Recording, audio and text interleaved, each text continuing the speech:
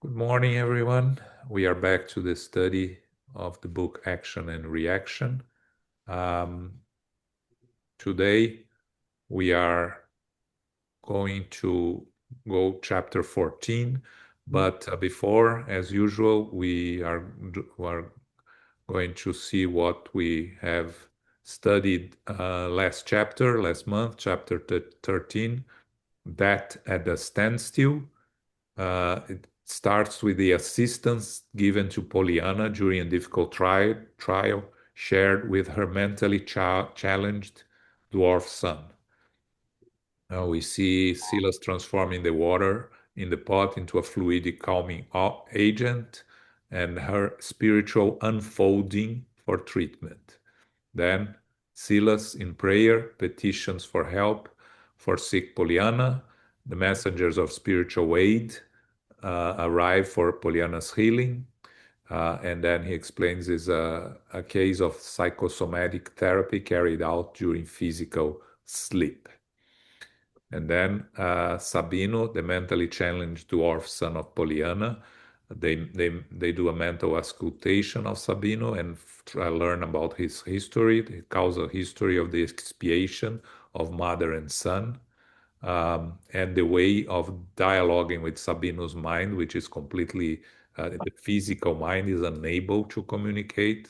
It's in complete introversion. So they access him in his spiritual condition and analyzes the introversion of the psychic emanations of Sabino's vital centers, the spiritual importance of Sabino's segregation in total organic debility. We learn why he finds himself in this state in this new incarnation. We study other forms of spiritual segregation in the spiritual world, and what motivated Sabino's reincarnation in this physiological state. Okay, so now I'm going to share here chapter 14, which is called Interrupted Redemption. Is it large enough for you to read, Zoraida, or you need more? A little more, a little larger. Like this? Bien. Okay, good, good. Okay, we begin. Interrupted redemption. We went with the assistant to take part in reharmonizing a small family living in the suburbs of a big city. The head of the family was El Duo, who was a little over 35 years old. His selfless wife, Marcela, was the mother of their three children, Roberto, Sonia, and Marcia. However, seduced by the charms of a thoughtless, irresponsible young woman named Mara, he was doing everything he could to get his wife to leave him. Nonetheless, Marcela had been educated in the school of duty and was dedicating herself to her home and doing everything she could to hide her suffering. From his rude manners and deplorable behavior at home, she was fully aware of the change in her children's father.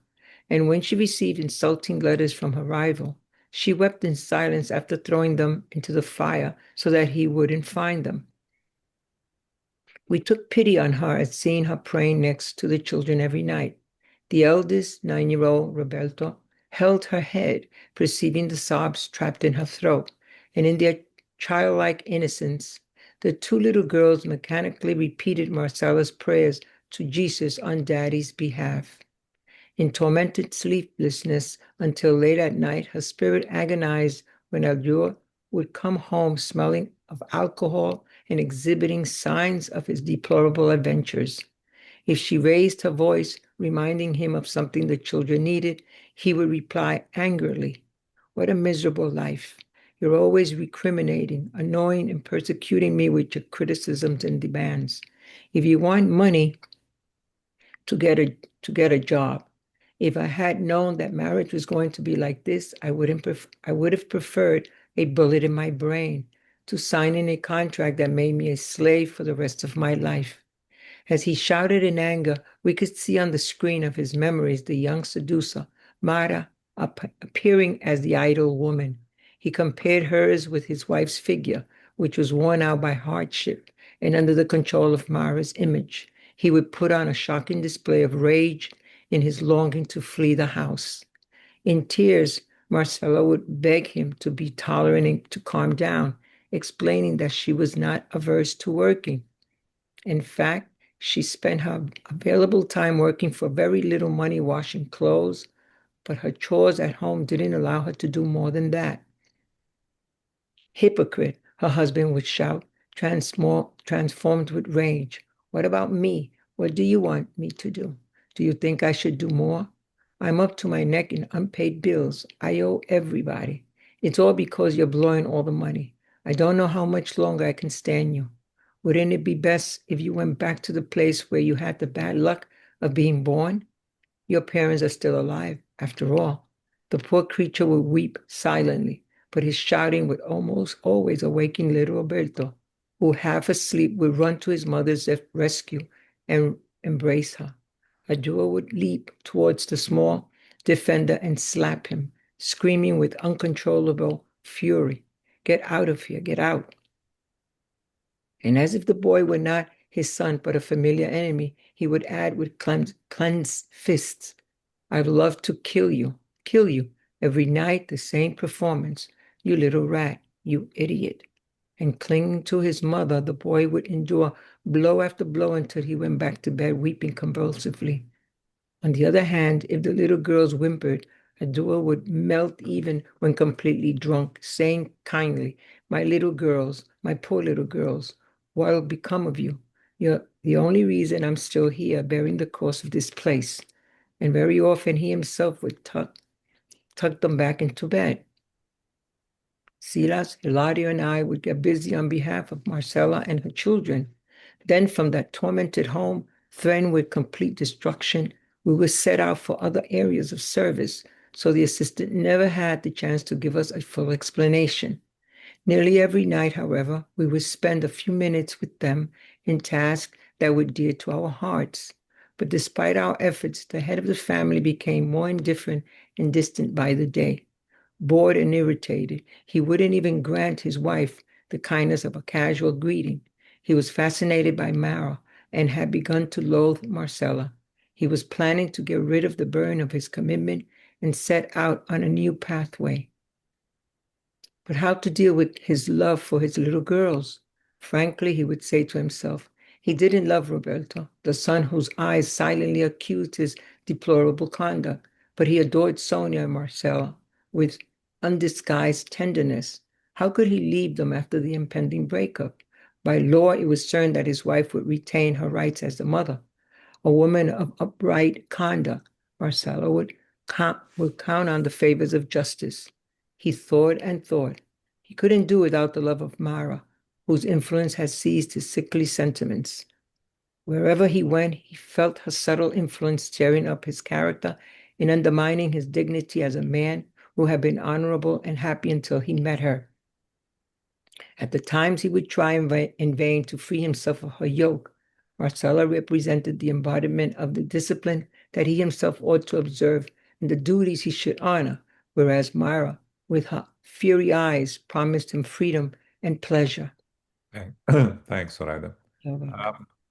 It's, this chapter, it's a lot of this story of a family struggling with the parents fighting and everything. So there's from the aspect of comments. I'm, I more towards this second, third part. I have some more comments. But here, really, it's the description of the family. What we see is something that is very common, which is parents of children in a difficult relationship, and we know when we learn from Spiritism that we are always placed in families that are most suitable for us to make repairs, to build something for ourselves, to help on our moral and intellectual development. Of course, we have the free will, right? So the couple decides to get together and get married by their free will. They could avoid the situation if they want to. It's their responsibility. It's in their planned reincarnation, but of course we have our free will. Now the children are very likely related to past incarnations. And here we see clearly by his hatred for his son and love for his daughters that that has to be coming from the past, right? They are all young children. There is no reason, clear reason for him to hate his son and mistreat his son and love his daughters so much to the point that he hesitates leaving his wife because she's going to keep the daughters that he loves so much. So all of this is part of problems that we face in our incarnations as imperfect spirits. We go through the challenges of readjusting with those around us. Our loved ones here to help us are the ones that we had problems in our past. We are here to readjust, and some that are not part of our past, but they are just added to our families or to our journey to help us or for us to help them. So here we see a mother that is very responsible, aware of her responsibilities, as they say here, educated in the school of duty, that was dedicating herself to her home and doing everything she could to hide her suffering. And the husband, called Ildeu, I know it's a tough name, sorry, Zoraida. It's Ildeu. It's one of those not a common name at all in Brazil. I actually don't know anyone with this name, but the others are more common. Marcela, Roberto, Sônia, and Márcia. So here, what we see is a husband that, by what we read, was doing his part of on the family. Of course, they had the children, but eventually he found someone else. He fell in love outside the marriage to a young girl called Mara, and Mara uh, completely poisoned his mind with her charm, and of course he fell in love with her, and we could see that she's not just happy to be the lover. She wants to take him away from his family because she sends letters to Marcella that she wisely burns, trying to break the family apart. He's having a very difficult behavior. Andre Luiz, Hilario, and Silas are there every night to try to help and assist them. We see the situation. He comes home drunk. He abuses the son. He talks about the girls, as they are his true love and care for. And then he complains about the miserable life, saying that if he knew, he wouldn't have married. I would prefer a bullet in his brain, and the son will come to help.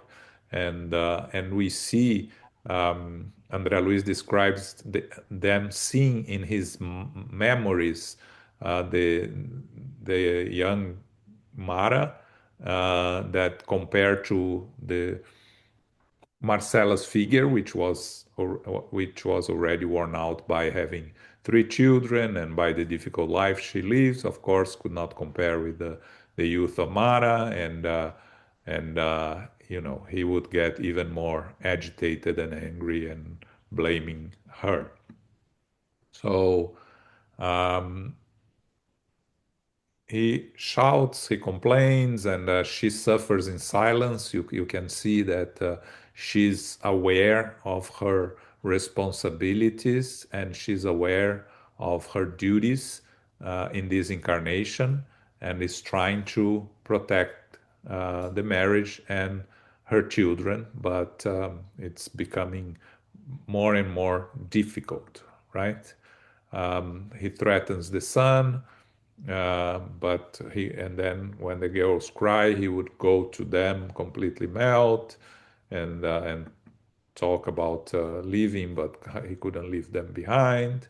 But we see here that Silas Hilario and Andre Luiz are doing a work in several different places, because he says here we would set out for other areas of service, and so they didn't have the chance to get a full explanation of the situation with this family that we'll find later in this chapter.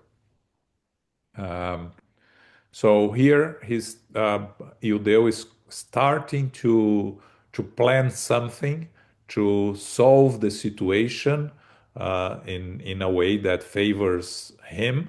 He's in his mind. He's already starting to have some different plans on how to deal with the situation. That's what we are going to see now moving forward. And this first part is really just to tell the story of the family, describe the family a little bit. Okay? So that Okay. Okay. And thus a sinister idea was born in his sick mind. He would murder his wife and hide his crime, making it look like suicide. To that end, he would change the way he was acting at home. He would try to drop his systematic incomprehension, put his anger on hold, and tenderness in order to win everyone's trust.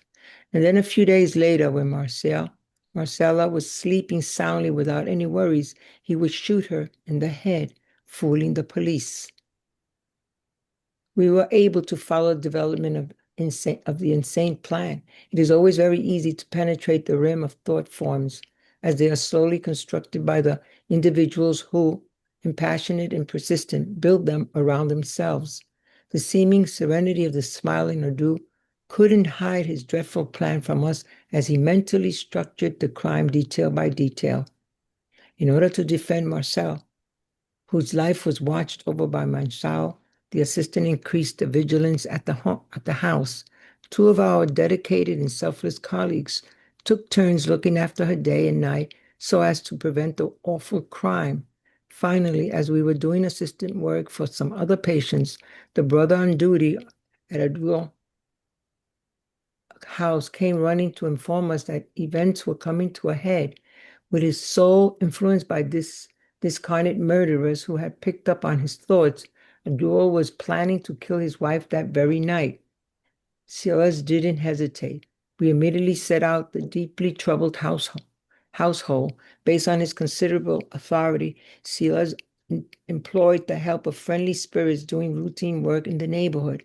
First, they expelled the discarnate alcoholics and moral delinquents roaming around the house. But in spite of this measure, the infernal plan in our poor friend's mind had ripened. It was late at night, his heart beating wildly and his frightened eyes glazing around at the bare walls of the room as if he suspected our presence. He was examining the clip of a gun, determined to commit the horrific act. The scene of the premeditated murder had completely taken over his mind. It was playing out in an astonishing sequence of frames. Oh, if only incarnate spirits knew that their thoughts become visibly exteriorized, they would surely guard themselves against the dormant of crime. While the insane father was planning to go to the children's bedroom to lock it in order to keep them from witnessing the murder, Silas unexpectedly hurried to the girl's bed. Using magnetic resources, he had little Marcel in her paraspiritual body hurriedly watch her father's thoughts. On seeing the horrible scenario, the child felt a tremendous jolt and returned immediately to her physical vessel, screaming at the top of her lungs as if she had just awakened from a terrible, frightening nightmare. Daddy, Daddy, don't kill, don't kill. By then, Abdul was already at the door, holding the gun with his right hand and trying to lock the door with the other. The child's screams echoed throughout the house, causing an enormous commotion. Marcella jumped out of bed and surprised her husband at the girl's bedside, gun in hand, foreseeing a bad omen. Incapable of suspecting his intentions, the kind woman cautiously took the gun from him. Believing that her husband had meant to kill himself, she begged him in tears, "Oh, Adua, don't kill yourself. Jesus knows that I have lived up to all my duties.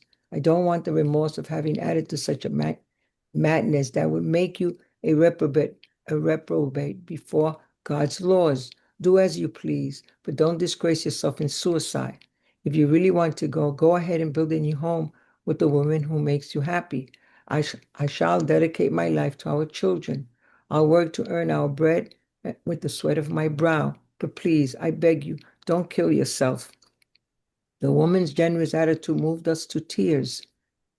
Notwithstanding his hardened sentiment, even Abdul felt touched with pity and was inwardly thankful for the virgin that his worthy, selfless wife was offering the chain of events whose direction he had not foreseen. Upon finding the escape he had been seeking for so long, instead of listening to the screams of his conscience, warning him to watch out, he played the victim. "I just can't handle it anymore. I have only two choices, suicide or separation." With the assistant's help, Marcella unloaded the gun, helped the children get back to bed, and went to bed in grief. In the darkness, tears ran from her sad eyes as she played in the tortured silence of her suffering. "Dear God, have mercy on me, a poor, wrenched woman. What am I to do with three needy children by myself?" However, before the pungent pain could overwhelm her with discouragement, Sheila applied balsamic passes and hypnotized her. Disengaged from her physical body, the afflicted woman stood in front of us, highly distressed. Taking us for messengers from heaven, in accordance with the habit of many incarnate souls, she knelt down and begged for support. Silas kindly helped her up and explained, "Marcella, we are merely your brothers. Be brave. You're not alone. God our Father never forsakes us. Yes, grant your spouse's freedom, although we know that duty is a divine blessing whose desertion we will have to account for. Let our duo cut the respectable ties to his commitment if he believes that is the only way to gain the experience he must acquire. But whatever happens, show him your tolerance and understanding. Do not wish him ill. Instead, ask Jesus to bless and support him wherever he may be, because remorse and repentance, the longing and the pain of those who flee from the duties the Lord has entrusted to them, become unbearably burdens. We know that you were bound to him in a sacred alliance for the work of redemption arising from a recent past life. Even so, if he succumbs before the struggle as a result of his right to choose, it wouldn't be right for you to violate his free will by imposing on him a conduct that he himself must cultivate. By interrupting the repayment of his debts, Adua is turning his back on the contracts he assumed on his own behalf. Nonetheless, in the future, he will have to revisit the debts that he is now ignoring, and perhaps he will owe even more before the law. Don't wallow in despair. Continue on your way. Whatever the struggles that befall your soul, resign yourself and don't be afraid. Consider your children a firm support along the way. Every edifying sacrifice on the earth enriches our souls in the life eternal. So let your beloved husband go free, respect the whims of his heart, and wait for the future with hope. And because Marcella was weeping out of fear for the future of material contingencies, Sila stroked her head and stated kindly, "Honest hands will never lack honest work. Let us trust the Lord's protection and press on without fear. Wipe your tears and rise in spirit to the fount of the supreme good." At this point, some of the young mother's discarded relatives lovingly entered the room, holding out their arms to her. The assistant entrusted the tear for Marcella to them, asking for their help in order to restore her energies. Then we left. Oh, okay. Thanks. Yeah. Okay. So we have some things here to comment. So what Hildeo decides to do, he decides to murder his wife and hide the crime, making look like suicide. Right. So in that way, he could stay with the family, right? We can imagine a disturbed mind doesn't think about the consequences because, he would carry the guilt of having killed his wife if he was not discovered. He would have to raise his three children by himself with maybe or maybe not the help of his lover, uh, a son that he doesn't like, and three young children in a hard life, right? So, of course, we can see when the mind becomes obsessed with an idea, it's very difficult that we fully we fully aware of the consequences of what we are planning. Here, clearly, um, he cannot see what he's planning and the future ahead. Um, so he decided to change how he behaved at home, so to gain the confidence of the family. But Andre Luiz describes how it's always very easy to penetrate the realm of thought forms. Every time we emit a thought, uh, it's matter. We create something. Now, if we insist on the thoughts, we give these thoughts more strength, they become even more visible to the spirits that connect to us and are aware of our presence. Again, uh, it's not that all the spirits around us will see the thought forms that we are forming, because a lot of spirits around us are not particularly interested in us unless they have something special. They are connected to us, then they will see. But if they are not connected, they are just moving around, like I always say, right? You walk on a street that you see 50 people walking on the street and you don't remember any of them after you finish one block. It's the same thing with spirits. They are not focusing on us if we have nothing for them. They are, but those that are interested, in this case, Andrea Luiz, Hilario, and Silas, they could easily see the thought forms created by Ildeu, um, with the ideas that he was forming in his head. Andres Luis says here that the seeming serenity of the smiling Ildeu couldn't hide his dreadful plan from them. So now Silas puts on a plan to prevent this from happening if possible. Again, we have to remember that we have free will and the spirits cannot interfere in our lives uh, in a way of preventing us from doing what we want to do.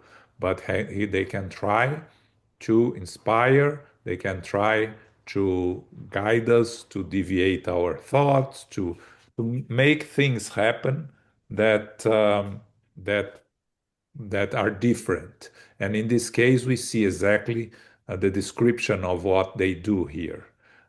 So first thing that he increased the vigilance at the house. Two spirits were going to take turns taking care of her to try to prevent this crime. And one of them comes to advise Silas that the event is supposed to happen that night.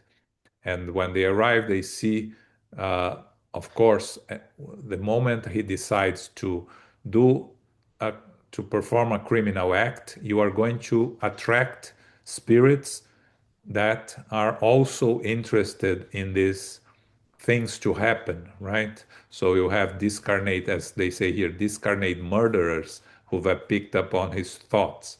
So who are these spirits that are going to associate with him? They may they may be associated with him because they like a life of crime, and when they see someone that is about to commit a crime, they themselves murderers. They want to associate to take part of the crime because they want to cause disturbance. They take pleasure on causing harm to others, or something specific to the case, right? So some partners of Ildeu in the past that can associate with him. They were, partners in crime in the past that want to continue being partners in crime, or some spirits that of enemies of Marcella in the past that want him to kill her so they can get their revenge on her. So we are going to associate ourselves with spirits that connect to our intentions for different reasons.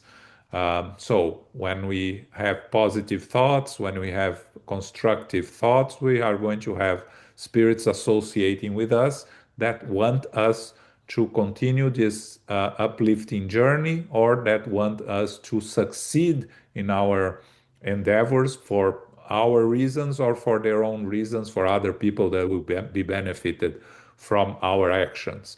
Or in this case, when we are focusing on causing harm, we are going to have inferior spirits, evil spirits associated with us. So, what Silas does here, they go to the house. First thing, they expel the discarnate alcoholics and moral delinquents roaming around the house. When this is something like this is supposed to happen, the house attracts these delinquent spirits, right? Is spirits that take pleasure on this type of scenes. And again, every time we have, you are driving on a road, there is an accident, everyone stops, reduces the speed because we are curious to see what's happening, right?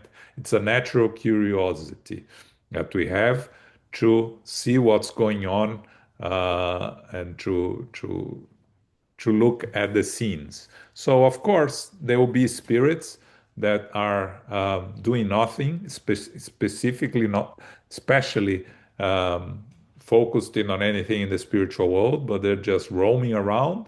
They'll be attracted to this kind of scenes, and they will be there.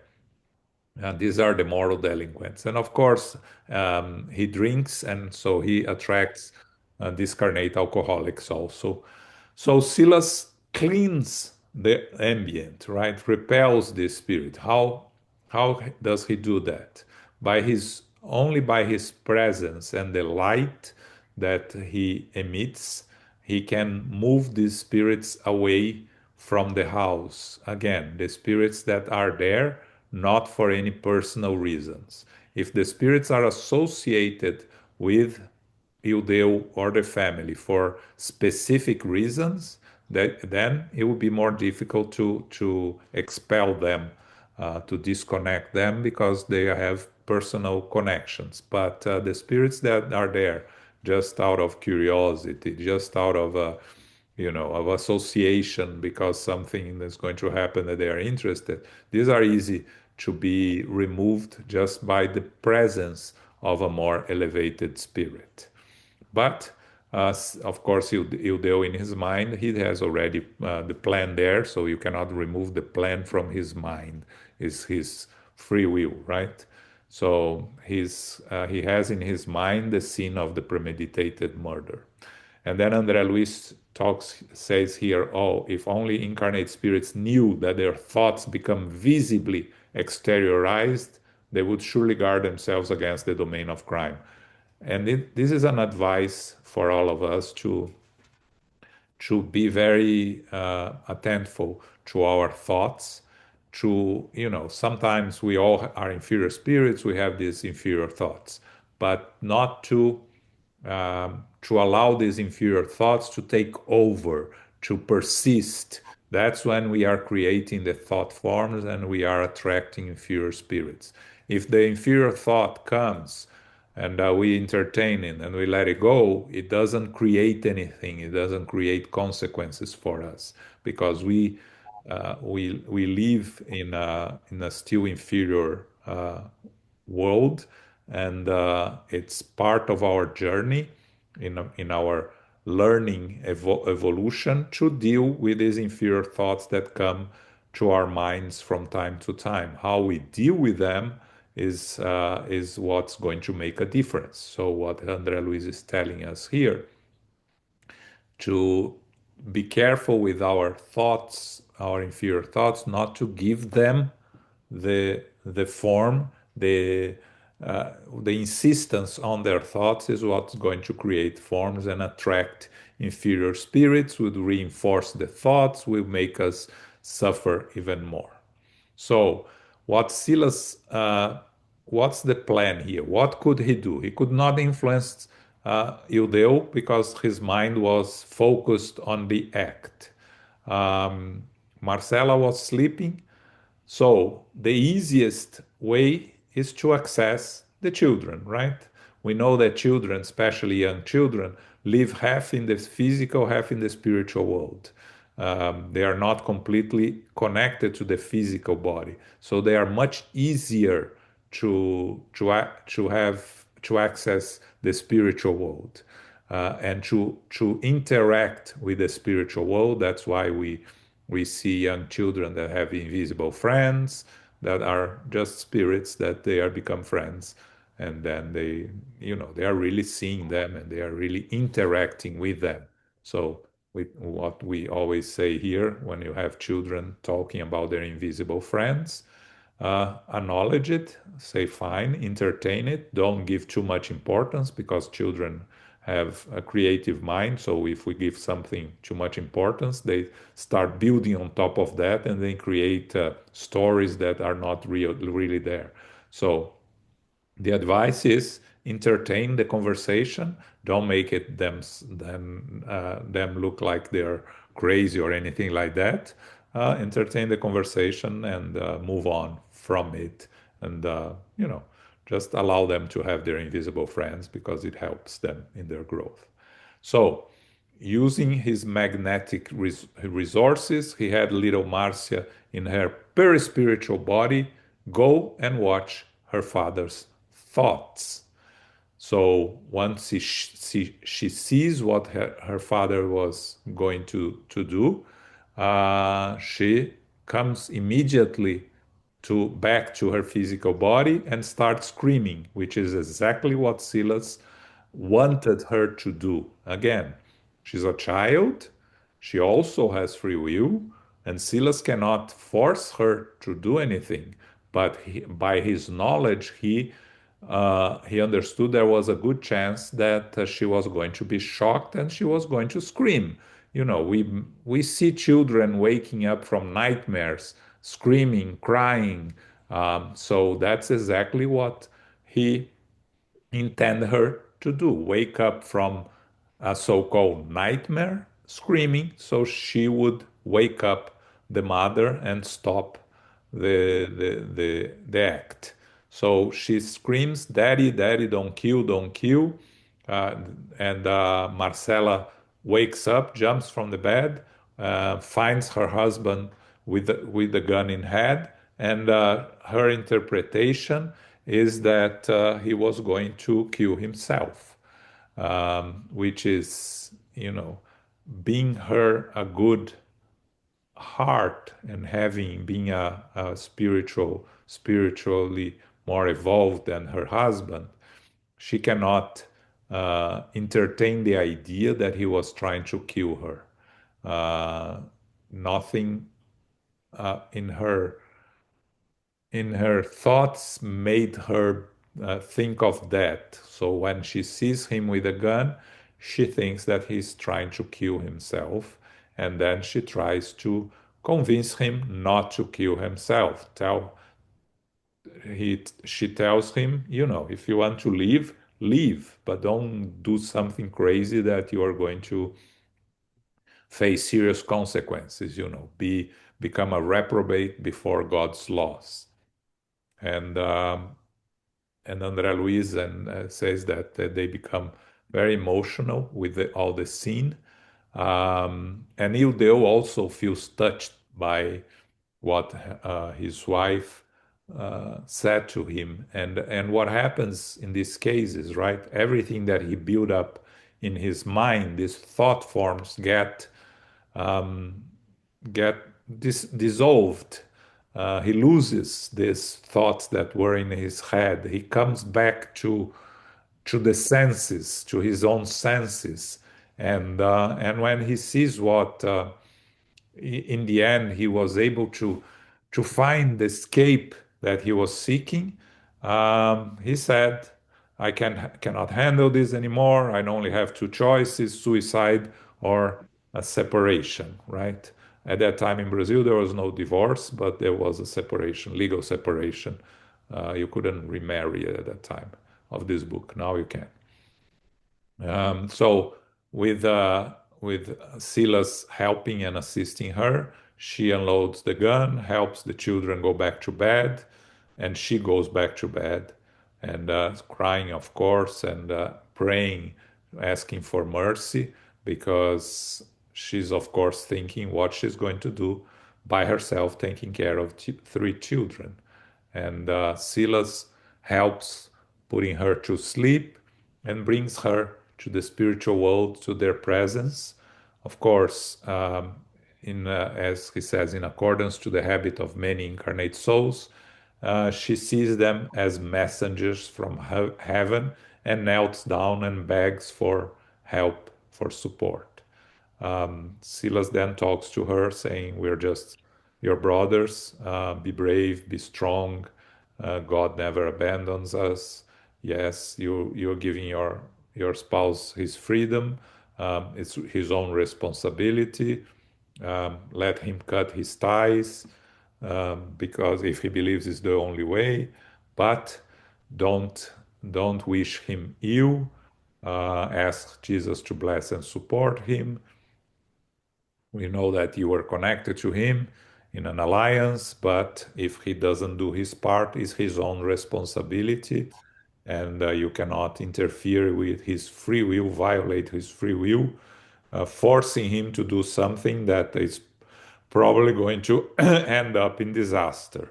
Again, when we talk about these separations, that sometimes is better for both of the couple to go their separate ways, because if they stay together, there is a risk of things becoming worse than they already are.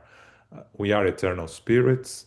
We have eternity ahead of us. If we don't fulfill in this life the responsibilities we were supposed to fulfill, we can always come back, continue our journey, repair the relationships, uh, come together in new relationships, and we are going to see the story of how did they end up together, and we're going to see the responsibilities later in the chapter. So in the future, he will have to revisit the debts that he's now ignoring, and perhaps he will owe even more before the law. Again, when we are supposed to face the challenges and we fail to overcome the challenges and we aggravate our debts, we come back with more challenges and we make our life more difficult for ourselves in the future. That's just the natural law of cause and consequence. And then uh, he tells her, just let your husband go free, respect what he's thinking, and wait for the future with hope.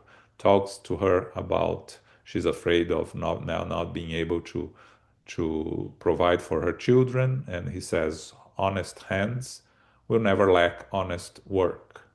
So pray, trust God's protection, and rise in spirit to the fount of the supreme good. And then, of course, she's always have the assistance of familiar spirits, right? Our loving ones, not, we always have our guardian angel and we have our familiar spirits that want to take care of us. So at this moment, these carnate relatives enter the room holding out their arms to her, and she's entrusted to them so they would help her. When she wakes up in the morning, she will feel a little bit of consolation, a little bit of hope, of course, traumatized by the events. That's no way out of it. But all the work that is being done in the spiritual world will help her find a better to help her find strength to face the challenges and the situation. Okay? Any comments, questions here? It sounds like a soap opera, but we can see a soap opera, watch it from the spiritual world. So looking all the spiritual aspect with it, helps us understand the association with that we have with spirits. Okay, Soraida. Okay. Then we left. Okay. As soon as we were outside, our question exploded unquestionable. Why did Ildu load the honest and sweet Marcella so much? Why did he prefer his daughters and so strongly disdain his firstborn? What about the coming separation?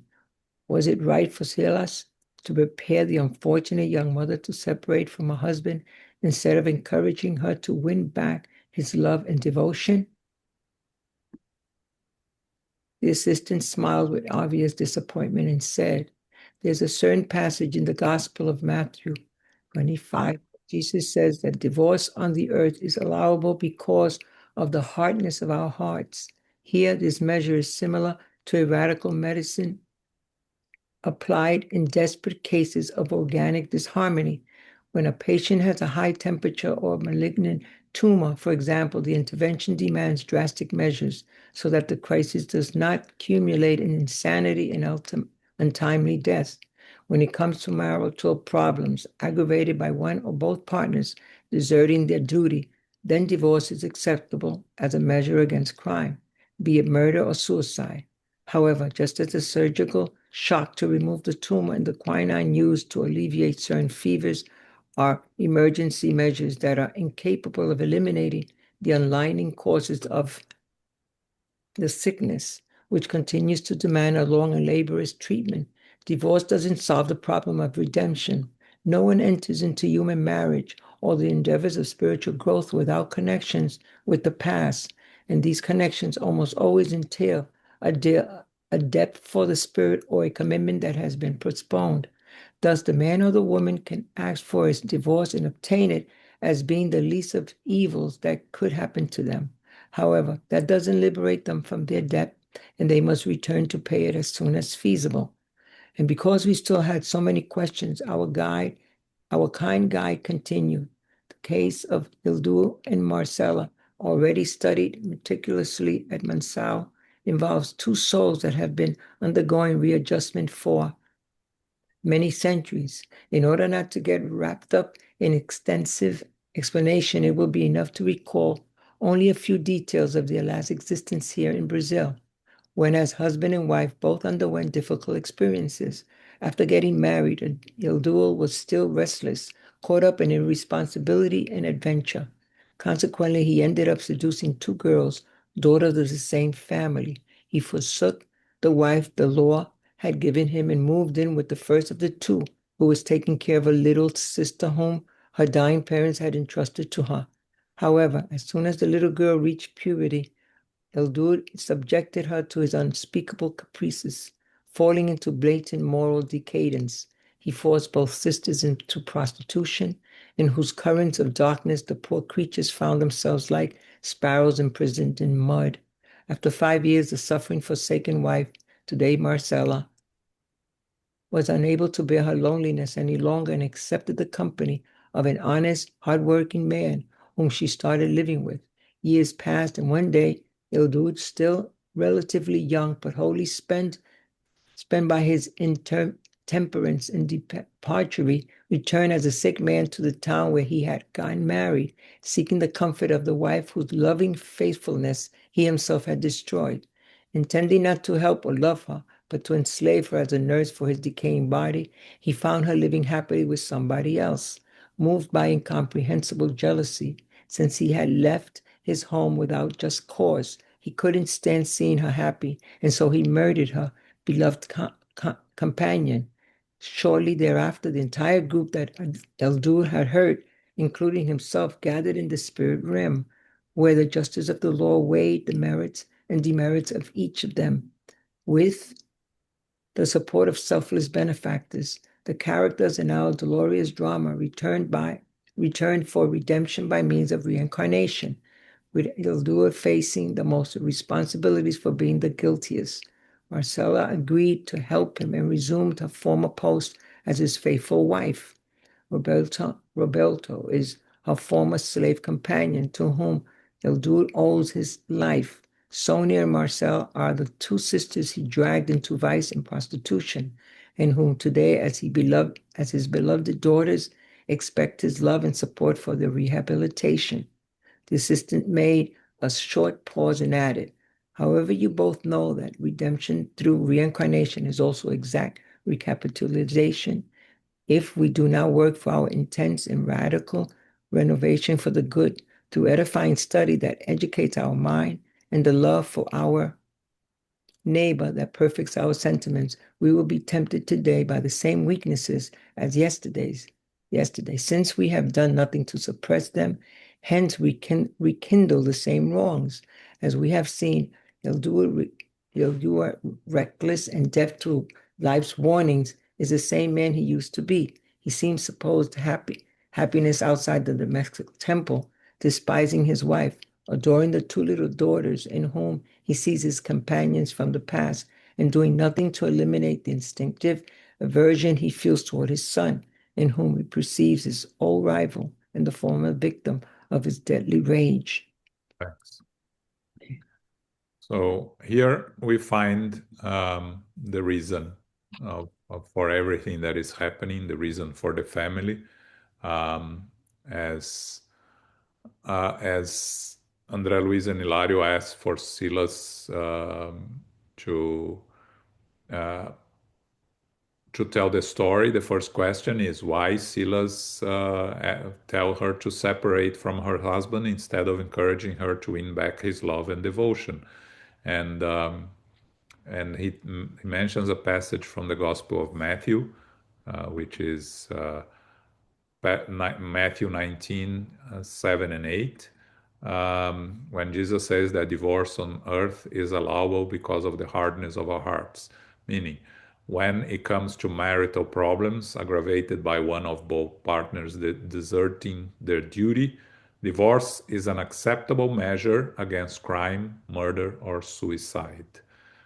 Again, if the couple are endangering themselves in terms of being together, causing endangering of causing harm to themselves, harm to their loved ones. And again, this is not only physical harm, right? We're talking here about any kind of harm, mental harm, uh, mental suffering. If a couple cannot stay together because they are making uh, each other's life miserable, and there is no way of repairing, a separation is preferable to more harm that staying together may cause. So, as he says here, right? Of course, there will be consequences for every time we don't finish what we are supposed to do. But again, one thing is important here: not all separations create a karma. Sometimes you come to a life to be together with someone for a certain period of time to end your karma with that person.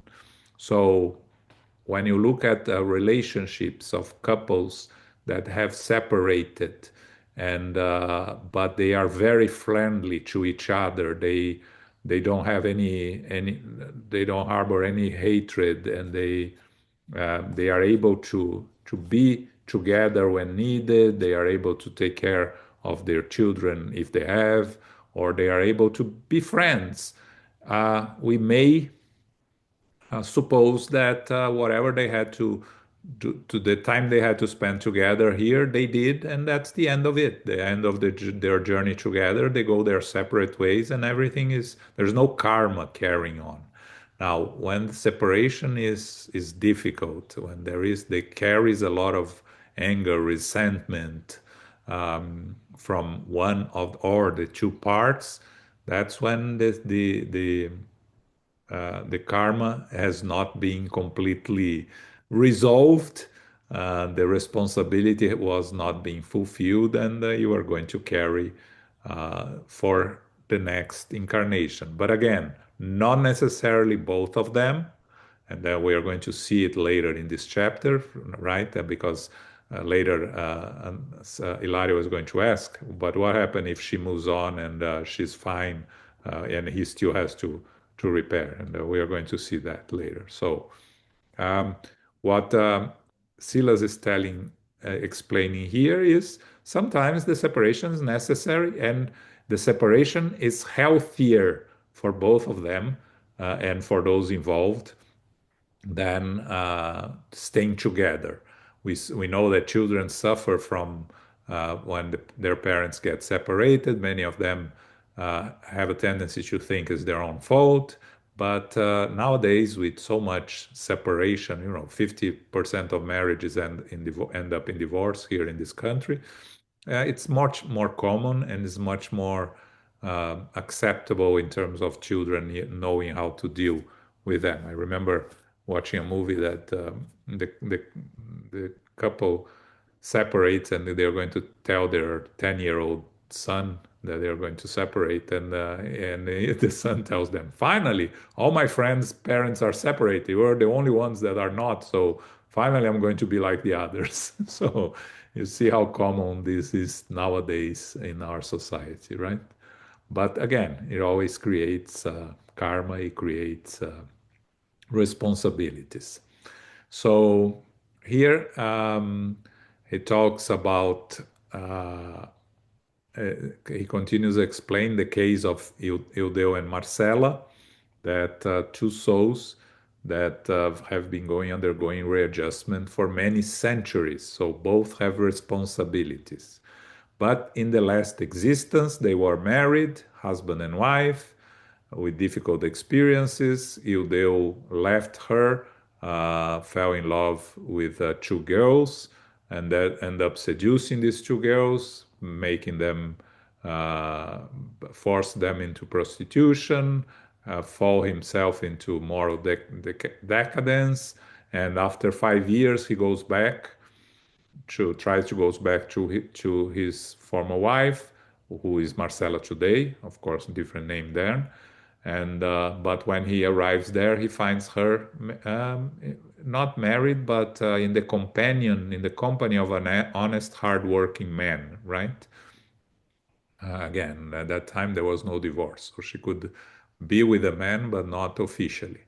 Um, but he, of course, in a fit of rage, he kills the man, and they all end up in the spiritual world. And this, of course, he has a responsibility to this man he killed, and this man is his son now, Roberto. And of course, every time he sees his son and the care that his son has for his now wife, his immediate reaction from his subconscious is to the same that he had in the past life when he killed him. It's jealousy, even if he doesn't want his present wife, Marcela, but he has jealousy, and the former impulses come back to him the same way that the former impulses of love for the daughters come back for the two girls that he caused harm. They now came back as daughters. So again, it's life and reincarnation bringing us back to the responsibilities and the causes what we did to ourselves, and the justice of the law weighed the merits and demerits of each of them, and then they come back uh, to resume. Uh, Marcela agrees to help him again as as faithful wife. Roberto comes as the son, Sonia and Marcia as the two sisters, but um, reincarnation involves us trying to repair, to improve, to learn, to grow. And we can see here that Ildeu has not, because he goes back to the same wrongs that caused his fall down in the previous incarnations. Um, is the same man he used to be. And one thing that the spirits tells us, we change very little from incarnation from reincarnation to reincarnation. We have to make an effort. We are always progressing. We're studying Law of Progress on Thursday's Spirits group. We just finished it. But the progress can be very, very slow. Sometimes it seems like we are not progressing at all, but every experience is a learning experience that will help us in our growth eventually. Maybe not immediately, but eventually it will help. So he was supposed to live happily with his wife. Well, not exactly happily because they had the differences, but he was supposed to bear the difficulties of the marriage and raise the children. And but he cannot resist looking for happiness outside the house, despising the wife, and not doing nothing to eliminate the aversion he feels towards his son. So you can see that here that he's not really trying to improve. He has not learned from his mistakes from the past, and he's all bringing them back again. Okay. Questions, comments? Okay, the last part. Okay. But asks Hilario, if he didn't find in Marcella the love he longed for, why did he marry her again in this life? Isn't useful love a sign of trust and tenderness? Silas explained kindly. We need to remember that we are still far from acquiring true, pure, and sublime love. Meanwhile, our love is an aspiration of eternity encrusted in selfishness and illusion, in the hunger for pleasure and in systematic self-centeredness, something that we fantasize as being heavenly virtue. For this reason, during the springtime of our early dreams and the physical experience, our earthly affections may be a collection of mental states, simply blending with our desires, and our desires change every day. Therefore, let us remember the imperative of recapitalization. At this or that physical age, men and women, under the supervision of the law that rules our destinies, find the people and the situations they need in order to overcome the trials on their pathway, trials that are essential for the spiritual development they need in order to ascend to the highest spheres. Thus, we are attracted to certain souls and to certain issues, not necessarily because we prize them, but because the past reunites us with them so that through them and with them we may acquire the experience needed for the assimilation of true love and wisdom. Thus, for the time being, that is why most human marriages comprise ties of learning and sacrifice, in which very often the partners mutually love each other and also mutually suffer terrible conflicts when living together. The resources of redemption are lined up in these struggles. The clearer and more precise we are in fulfilling the law that commands us to aim for the good of all above anything else, the more liberty we find for eternal life.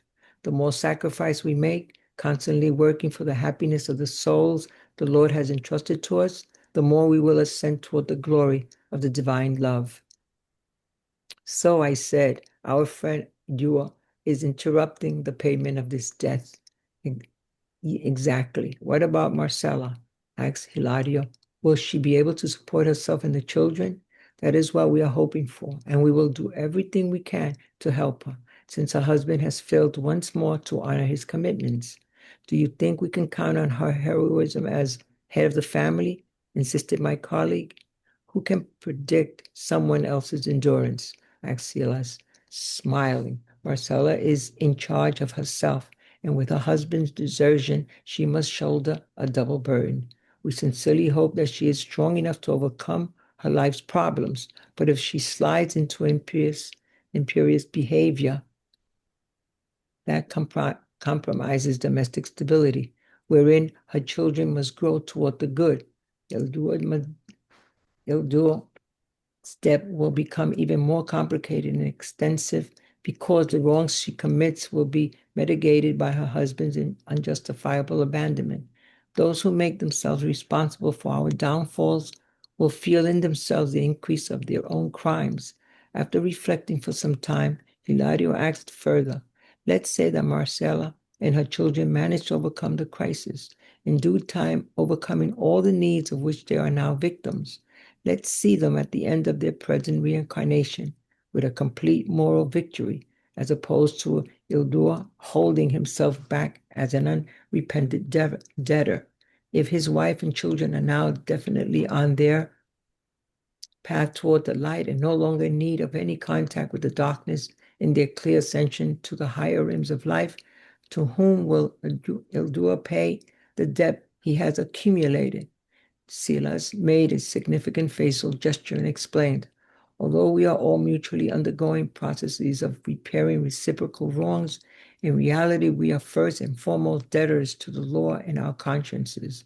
In doing evil to others, we commit evil against ourselves.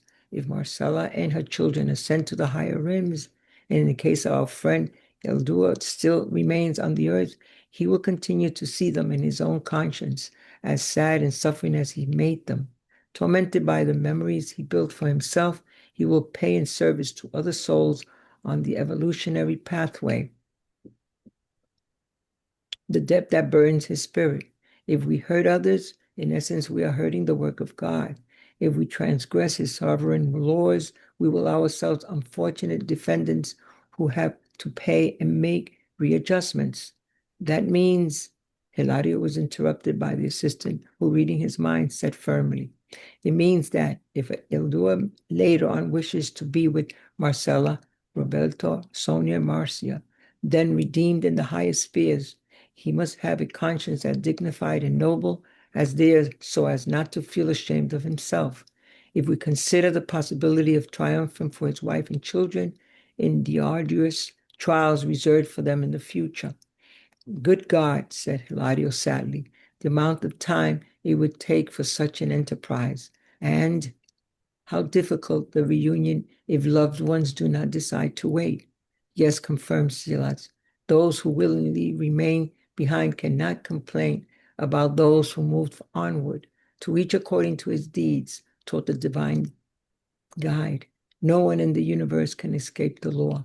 Deeply touched by the lesson, Hilario now and I became silent in order to pray and to think. Thanks, Araida. A Yeah. long chapter, a lot Yes. of stories here. Yeah. Yeah. So here,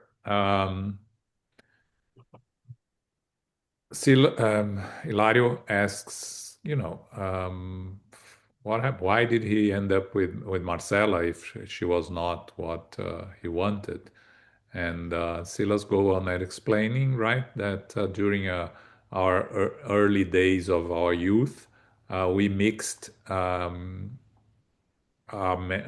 mental states blending with our desires, right? Our physical body has the desires, what we call passions, right? That are not necessarily truly love. And we many times mix passion with love, and we end up in relationships that are not based on true love, but are based on physical attraction. And physical attraction disappears. And we end up with a relationship that we are not ready to deal with. So that's what happens many times. And in this case, it's what he's implying that they attract themselves because of the past, but also because of physical attraction. Eventually, things change. They had the children, and Ildeo went back to his old habits of looking for something outside the marriage. So we are reunited by our relationships of the past. So through the repair and the new relationships, we can acquire the experience. Two, they are needed for learning of the true love and wisdom. So he says, for the time being, most human marriages comprise ties of learning and sacrifice, where partners love each other but many times suffer terribly when living together. So it's an opportunity for us to learn, to grow. The more sacrifice we make, the more we will ascend toward the glory of the divine love. Meaning, we are not here on vacations, we are here to learn, to grow, and to build our future. So, and then he says, so Ildeo is interrupting the payment of his debt, of course. And Marcela is going to have to fend for herself. And and Hilario asks if she's going to be able to support herself. And of course, Silas cannot predict the future. He said, that's what we're hoping. And we will try to assist her. But she has her own free will and she can also fail on the ability to raise the children. And he says, who can predict someone else's endurance? Uh, she she has to shoulder a double burden, and we hope that she's strong enough to overcome. But if she slides, the interesting part here is Ildeus' debt will become even more complicated. We are not only responsible for our own mistakes, but we are responsible for what our mistakes cause, the harm that it causes to others. So the fact that he leaves her behind causes her to fail in her responsibility in taking care of the children. He will only increase his Ildeus' own debts and responsibilities, his own karma, because besides failing to fulfill his part, he was responsible for others failing to achieve what they were supposed to achieve. So, we have to understand that and be very careful with our actions not to cause irreparable harm to others that will come back to be our own responsibilities. And but then Hilario asks, well, but let's suppose that they manage to overcome the crisis, they finish their reincarnation with complete moral victory, meaning within their possibilities, meaning they don't increase their debts. They, of course, they are imperfect spirits. They are going to make mistakes. They are going to fail in some endeavors. But if they don't cause any irreparable harm to themselves and to others in this incarnation, let's see, they achieve a complete moral victory.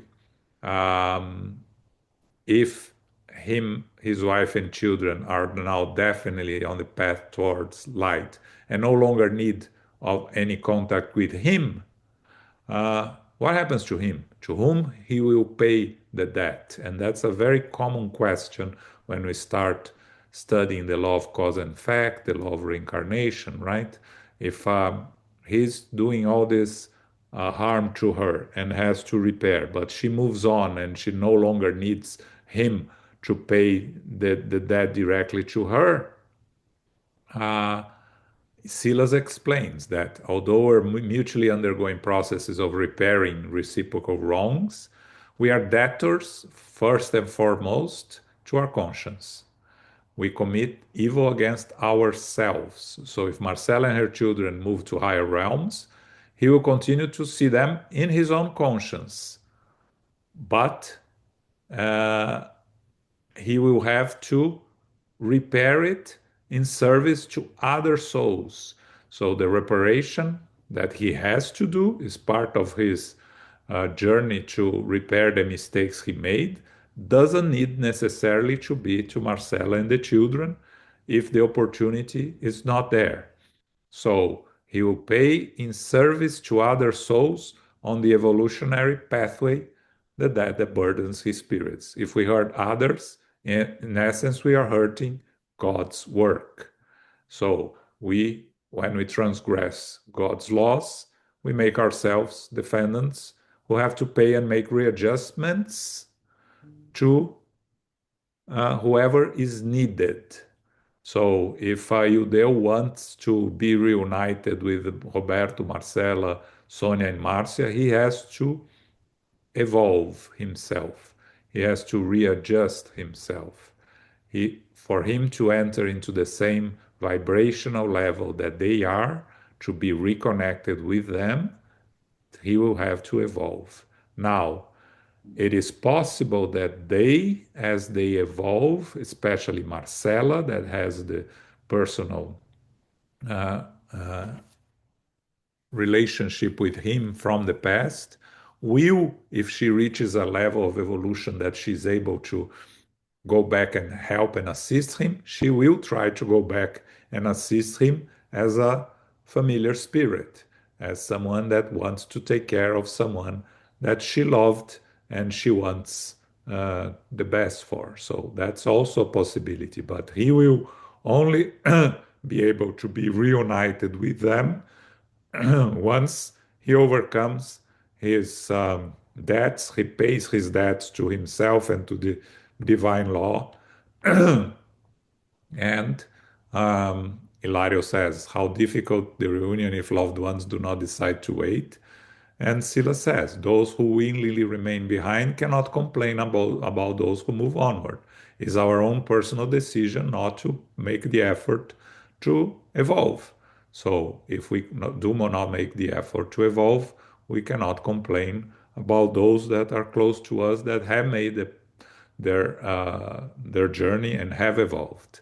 So that's the end of this story where we learn how the difficulties of a relationship that comes back from the past, the responsibilities that we have towards our loved ones, and the challenges of raising a family together. Okay?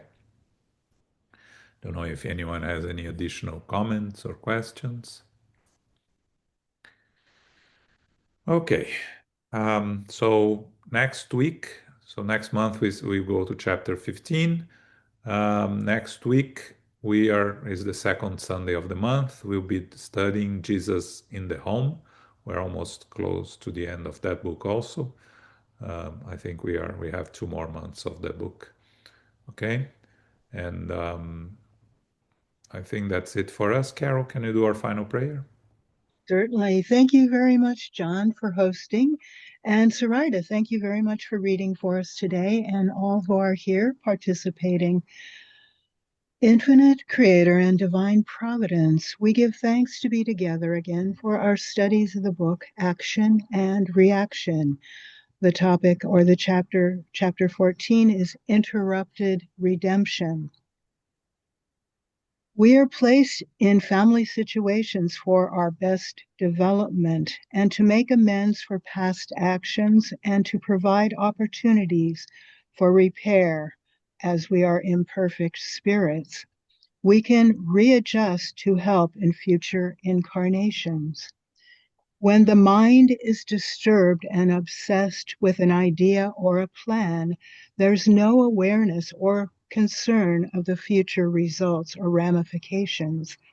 Thought forms can be perceived by interested spirits who could intervene and prevent perhaps a suicide or a murder. Delinquent and negative spirits will also try to cause disturbances and harm.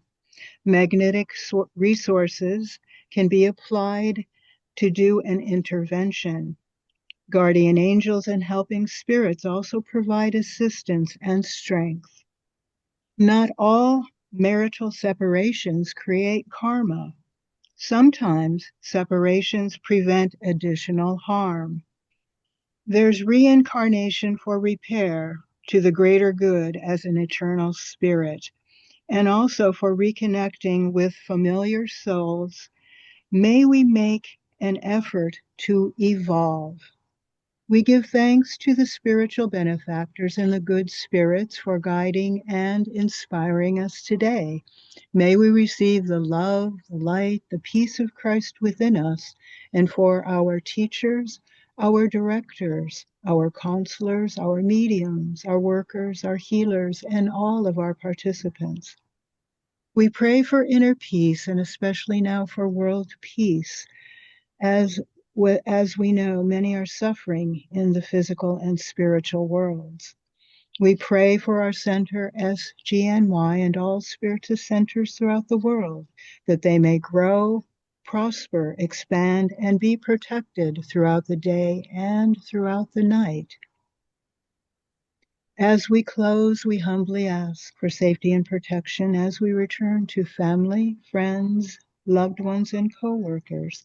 And may we remind ourselves to go forth now as beacons of love, of light, of peace, of service, and charity, which is love in action. May peace and love prevail. So be it.